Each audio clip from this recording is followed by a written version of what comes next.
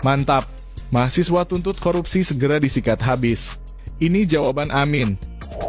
Izinkan saya bertanya terkait permasalahan yang salah satu permasalahan tepatnya yang ada di negara kita ini yang menjadi akar permasalahan, yaitu korupsi. Beberapa belakangan tahun ini kita mendengar banyaknya kasus korupsi. Kemudian juga obral remisi hukuman kepada pelaku. Dan kemudian juga beberapa tahun belakangan upaya untuk pelemahan KPK.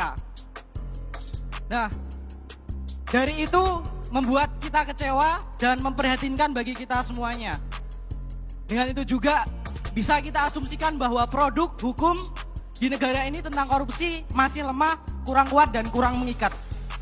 Dari itu saya bertanya, bagaimana cara Anda, Paslon 1, untuk memberantas korupsi?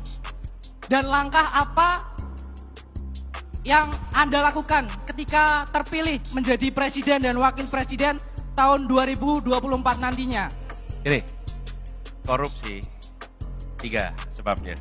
Ada yang korup karena kebutuhan, ada yang korup karena keserakahan, dan ada yang korup karena sistem. Okay? Yang banyak dibicarakan adalah korup yang karena keserakahan. Itu yang saya tadi sampaikan, ada hedonisme, ada feodalisme, itu yang membuat korup. Apa sih yang paling ditakuti oleh koruptor itu? Kenapa?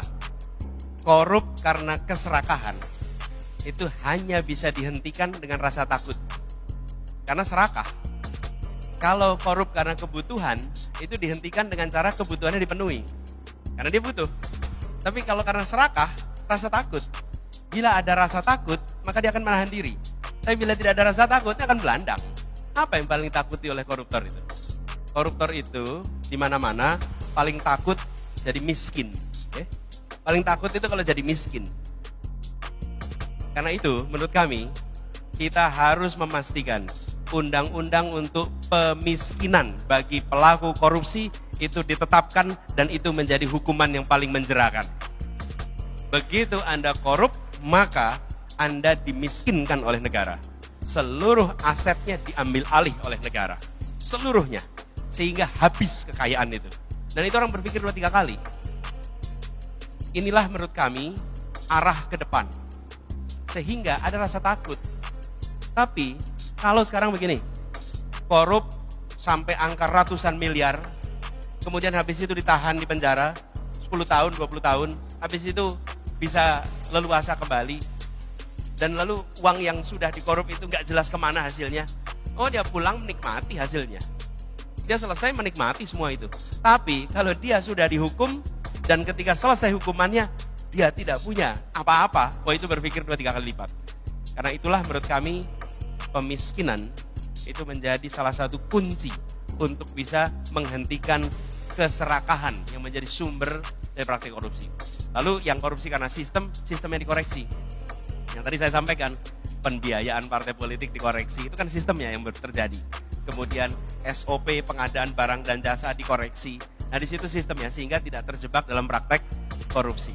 Sehingga 3 sebab itu, keserakahan, kebutuhan, dan sistem, semuanya bisa dikendalikan.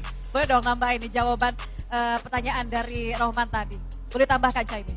Ya, salah satu syarat korupsi itu bisa diatasi adalah aparat penegak hukum harus bersih. Jangan yang mau nangkap koruptor malah korupsi. Nah, itu jangan terjadi. Karena itu bersih-bersih mutlak menjadi bagian penting dari proses pemberantasan korupsi. Kita kembalikan kekuasaan KPK menjadi lebih independen lagi seperti semula.